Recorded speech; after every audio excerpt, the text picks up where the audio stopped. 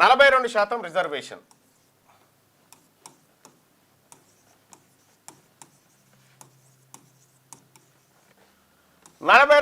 Reservation విషయంలో నేను ఇదే వేదిక నుంచి ఛాలెంజ్ చేసిన. ఈ ఆర్డినెన్స్ ద్వారా తెలంగాణ రాష్ట్రంలోని బీసీలకు విద్యా ఉద్యోగాలు స్థానిక సంస్థల ఎన్నికల్లో 42% రిజర్వేషన్ కల్పించినట్టు నిరూపిస్తే నేను రాజీనామాకు సిద్ధమని సవాలు విసిరినా. ఇవాళ రాష్ట్ర ప్రభుత్వం ఏం చేస్తూ ఉందో మనం బాగా గమనించాలి. మంత్రివర్గ సమావేశం 28వ తారీఖు జరిగినటువంటి మంత్రివర్గ సమావేశంలో చెలో ఢిల్లీ పోరాటాన్ని తెర మీదకి ఎత్తుకుంది. అగో ఆర్డినెన్స్ ఇచ్చేసినాం కదా, పాలాభిషేకాలు చేసుకున్నాం కదా గాంధీ భవన్లో, అమలవుతున్నాం ఇంకెందుకు పాలాభిషేకాలు చేసుకున్నాం కదా గాంధీ భవన్లో, అక్కడక్కడ కూడా పాలాభిషేకాలు జరిగినాయి కదా, 42% రిజర్వేషన్ వచ్చేసింది, ఇది ముఖ్యమంత్రి గారి కమిట్మెంటు, ఇది కాంగ్రెస్ పార్టీ ప్రభుత్వం కమిట్మెంట్ అని చెప్పి మనం వార్తాపత్రికలలో వార్తలు కూడా పెద్దగానే తాటికాయటువంటి అక్షరాలతో చూసినాం కదా. మరి ఏమైంది? అది అయిపోయినట్టేనా? మళ్ళీ ఢిల్లీకి ఎందుకు కురుకుడు?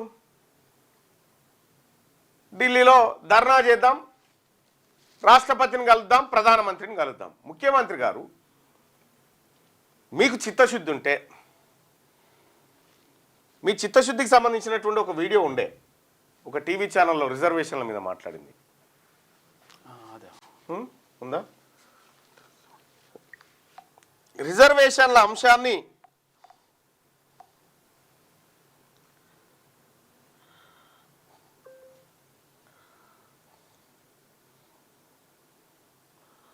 ఒకసారి చూస్తే అంశాన్ని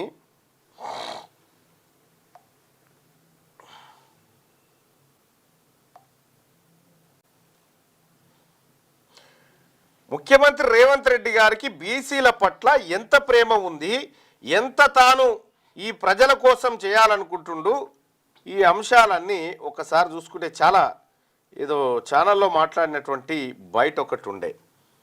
ఏమంటాడు ఆయన దాంట్లో ఏమంటాడంటే, రాష్ట్రాల చేతుల్లో లేదు అది అసలు రాష్ట్రాల చేతుల్లోకి ఈ రిజర్వేషన్ అంశం తీసుకురాకూడదు, ఎవడన్నా అది అడిగితే జైల్లో పెట్టాలని చెప్పిండు. అంటే రిజర్వేషన్ల పట్ల ముఖ్యమంత్రి గారికి ఉన్నటువంటి చిత్తశుద్ధిని మనం ఈ రకంగా అర్థం చేసుకోవచ్చు. ఇక్కడ గమనించాల్సినటువంటి విషయం ఏంటంటే, ముఖ్యమంత్రి గారికి ఇప్పటికి కూడా బీసీల రిజర్వేషన్ల పట్ల చిత్తశుద్ధి లేదు అనేది స్పష్టంగా అర్థమవుతా ఉంది. ఆయన గతంలో చేసినటువంటి వ్యాఖ్యలు కానీ, రిజర్వేషన్ల విషయంలో కానీ, ఇప్పుడు ప్రస్తుతం బీసీల పట్ల చూపుతున్నటువంటి చిన్న చూపు కానీ, ఇదంతా ముఖ్యమంత్రి గారు చాలా కీలకం. అంటే ముఖ్యమంత్రి కాకముందు కాంగ్రెస్ పార్టీలో రేవంత్ రెడ్డి గారుగా ఉన్నప్పుడు మాట్లాడినటువంటి మాట ఏంటంటే, రాష్ట్రాలకు రిజర్వేషన్లు పెంచుకునే హక్కు ఇవ్వకూడదు అని చెప్తా ఉన్నాడు. వా, రేవంత్ రెడ్డి గారు చాలా అద్భుతంగా మాట చెప్పారు మీరు. ఇక్కడ ఈడబ్ల్యూఎస్ రిజర్వేషన్ అమలైనప్పుడు మీరు ప్రజాప్రతినిధిగానే ఉన్నారు. రాష్ట్రాలే ఇంప్లిమెంట్ చేసుకోవచ్చు అని చెప్పినప్పుడు దాని గురించి మీరు మాట్లాడలేదు. ఇక్కడ బీసీల రిజర్వేషన్ రాష్ట్రాలు పెంచుకునే అవకాశం ఇవ్వద్దు అని చెప్తా ఉన్నారంటే మీ ఇంటెన్షన్ ఏందో క్లియర్గా అర్థమవుతా ఉంది. అక్కడ తెలంగాణలో బీసీ బిల్లును అసెంబ్లీలో పాస్ చేసుకున్న తర్వాత ప్రధానమంత్రి దగ్గరికి అఖిలపక్షాన్ని తీసుకుపోతామని చెప్పి మోసం చేసి లెటర్ బయట పెట్టి ఇప్పటి వరకు ప్రధానమంత్రిని అపాయింట్మెంట్ అడగనటువంటి మీరు మా బీసీలకు రిజర్వేషన్ ఇస్తారంటే మేము ఎట్లా నమ్మాలా? ఇక్కడ ఇంకొక చాలా ట్విస్ట్ ఉంటుంది మనం గుర్తుపట్టాల్సింది. 42% రిజర్వేషన్ కోసం ఫస్ట్ ఏమో బిల్లు, తర్వాత ఆర్డినెన్స్. ఈ బిల్లు ఢిల్లీ లాగింది, ఇది హైదరాబాద్ లాగింది, ఇక్కడ ఆగింది. 42% రిజర్వేషన్ ఏందనంటే మెల్లగా పత్రికల్ని ప్రిపేర్ చేస్తా ఉన్నారు. ఏమని 42% సీట్లు ఇవ్వడానికి రెడీగా ఉంది. సీట్లు ఎందుకు అట్లా రెడీ? ఎవరికి కావాలి సీట్లు? బిచ్చం ఎవరికి కావాలి? సీట్ల కోసమా? కాదు కదా. లైవ్ చూస్తున్న ప్రజలారా, ఇప్పుడు 42% రిజర్వేషన్ అంటారు కదా, లోకల్ బాడీ ఎన్నికల్లో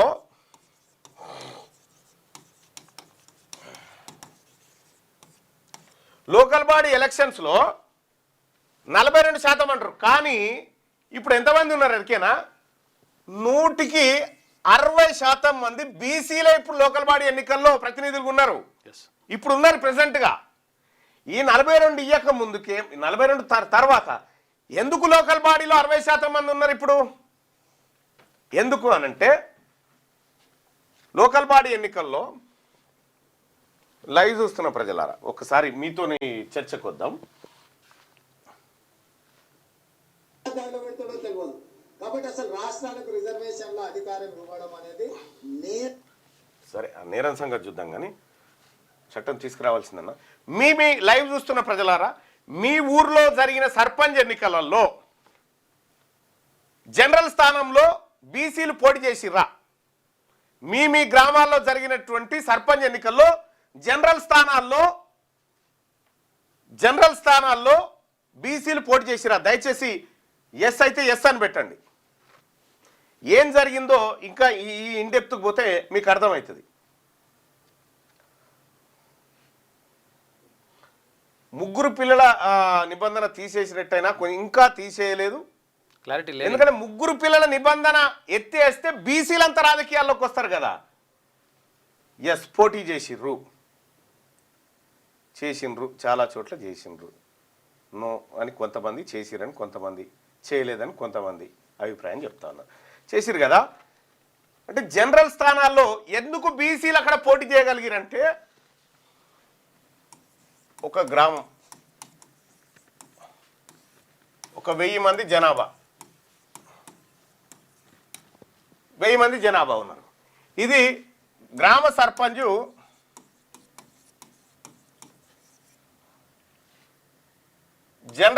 జనరల్ రిజర్వ్డ్ అంటే అందరు పోటీ చేయొచ్చు. జనరల్ అయింది. జనరల్ అయినటువంటి ఆ 1000 మందిలో ఏమైంది? ఒక 300 మంది ముదిరాజులు ఉన్నారు. ఇక్కడ 300 మంది ముదిరాజులు, ఓ 200 మంది గౌడ్స్ ఉన్నారు, ఇంకో 200 మంది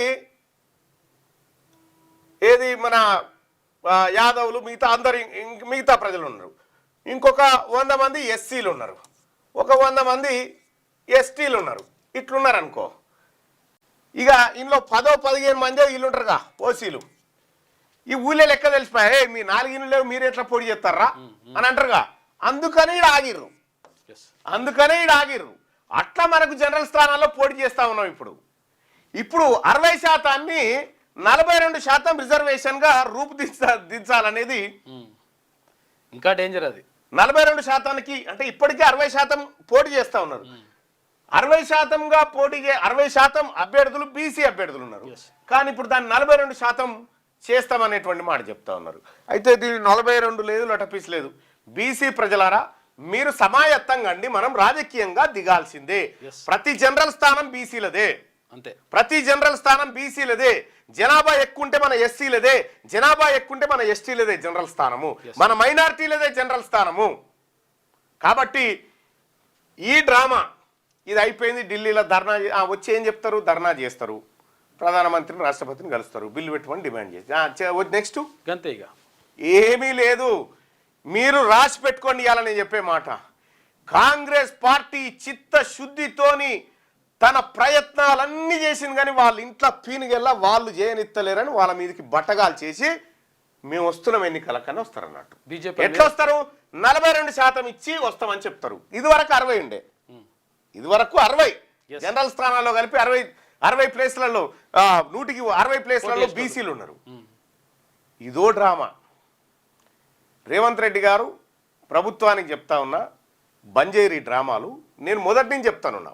చెప్తావా ప్రజలకు వాస్తవం చెప్పమని చెప్పిన, మీరు డాంబికాలకు పోయిరు. చేస్తాం చూస్తామని ఈ ప్రజలందరినీ నమ్మగడతా ఉన్నారు. మంత్రివర్గ సమావేశం అయితే 3 బీసీలను మంత్రులను కూర్చుండబెట్టి నువ్వు మాట్లాడించినప్పుడే మీ చిత్తశుద్ధి అర్థమైపోయింది. అవును, ప్రెస్ మీట్ పెడితే ఎవరు మాట్లాడాలి? ముఖ్యమంత్రి మాట్లాడాలి కదా. దీనిపై నువ్వు మాట్లాడినవి ఇంత గొప్ప చారిత్రాత్మక మంత్రివర్గ సమావేశం కదా. అంటే దీన్ని బట్టి మీ చిత్తశుద్ధి అర్థమైపోయింది. బీసీ ప్రజలారా, ఈ కాంగ్రెస్ పార్టీ మనకు 42% రిజర్వేషన్ లోకల్ బాడీ ఎన్నికల గురించి కాదు మేము ఆలోచించేది. ఆల్రెడీ ఆడ 60 తీసుకుంటున్నాం, మీరు పెద్దగా ఇచ్చేదేం లేదు. కానీ విద్యా ఉద్యోగాలలో విద్యా ఉద్యోగాలలో ఈ 42 వస్తే మంచి జరుగుతుంది అనేటువంటి ఉద్దేశం మాది. అంతే. 42 కాదు, మేము 60 తీసుకోవాల్సిన వాళ్ళం 60 తీసుకునే టైంలో 70 తీసుకుంటాం. అంతే. కానీ ఇప్పుడు మీరు చెప్పిన 42 విద్యా ఉద్యోగాల విషయంలో కావాలి. మీరు ఆర్డినెన్స్లో విద్యా ఉద్యోగాలు అనేటువంటి అంశాలు మెన్షన్ చేయకుండా లోకల్ బాడీ అంశాలు మెన్షన్ చేసి జనం చెవులో పువ్వులు పెట్టాలని చూస్తా ఉన్నారు. బీసీ ప్రజలారా, కాంగ్రెస్ పార్టీ ప్రభుత్వం, తెలంగాణ ప్రభుత్వం 42% రిజర్వేషన్ ఇవ్వలేని చేతగాని దద్దమ్మ ప్రభుత్వంగా కనిపిస్తూ ఉంది. రేపు ఢిల్లీలో ధర్నా చేసిన తర్వాత ఇంకొక ఆయన ధర్నా చేద్దామంటుండు, ఒక ఆయన ఆమరణ నిరాహార దీక్ష అంటా ఉన్నారు. అమ్మ, తెలంగాణ ఉద్యమం కోసం 1200 మందిని మా వర్గాల నుంచి చచ్చిపోయినాం. బీసీ ఉద్యమం కోసం ఎవరైనా ఆత్మ బలిదానం చేస్తేందుకు అప్పర్ క్యాస్ట్ వాళ్ళు వస్తే ఆహ్వానిస్తా ఉన్నాం. ఇక చాలు మా సావులు చాలు, వాళ్ళకు వెల్కమ్. ఇక చాలు మాకు ఆ సావులు చాలు. ఎందుకంటే గతంలో 1209 ఏళ్ళు ఒక ఆయన దీక్ష చేసి 9 ఏళ్ళు రాష్ట్రాన్ని వెళ్ళిండు, 9 లక్షల కోట్ల రూపాయలు అప్పు చేసిండు. ఇక మళ్ళేందో కథ. రైట్ నాయన, ఇక చాలు మీ డ్రామాలు చాలు. ప్రజలంతా పసిగడుతూనే ఉన్నారు. ప్రజలారా, మనకు విముక్తి ఒక్కటే, అధికారం వస్తేనే మనకు విముక్తి. ఈ బిచ్చమేసుడు మీకు ఇస్తున్నాం, దానం చేస్తున్నాం అన్నట్టుగా, వీళ్ళేదో వీళ్ళ తాతల సొమ్ములు అమ్ముకొచ్చినట్టుగా వీళ్ళు యాక్టింగ్ చేసుకుంటా ఈ డ్రామాలు బంద్ చేయరి నడవై. తెలంగాణ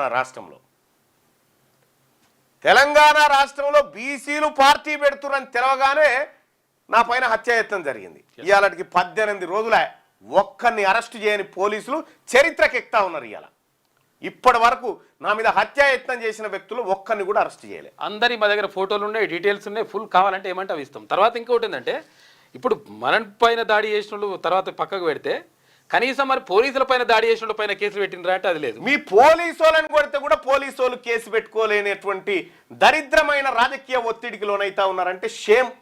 విజువల్స్ కూడా ఉన్నాయి మా దగ్గర, కావాలంటే వాళ్ళ డీటెయిల్స్ కూడా ఉన్నాయి, అడ్రస్ కూడా ఇస్తాం మీకు కావాలంటే. ఎన్ని అంటే అన్ని ఉన్నాయి. మీ మీద అటాక్ చేసి 18 డేస్ అవుతున్నా ఇంకా వాళ్ళని అరెస్ట్ చేయలేదు అంటే అసలు కేసీఆర్ గవర్నమెంట్కి, ప్రెసిడెంట్ ఉన్న రేవంత్ రెడ్డి గవర్నమెంట్కి డిఫరెంట్ ఏముంది అన్న అసలు అని చెప్పని అంటా ఉన్నారు. బాయ్ సాబ్, తీన్మార్ మల్లన్న సరే ఈ రాజకీయాలు డిమాండ్ చేసి ఓహో అంటే ఓకే, కానీ రాజకీయ పార్టీ అంటేనే వాళ్ళ గుండెలు అదురుతా ఉన్నాయి. మీరు ఎన్ని చేసినా రాజకీయ పార్టీ వస్తుంది. రాజకీయ పార్టీతోనే, ఆ రాజకీయ పార్టీతోనే మేము రాజకీయాల్లోకి బీసీల బలమైన శక్తులుగా ఎంటర్ అవుతా ఉన్నాం. మీరు ఏమన్నా చేసుకోవాలి.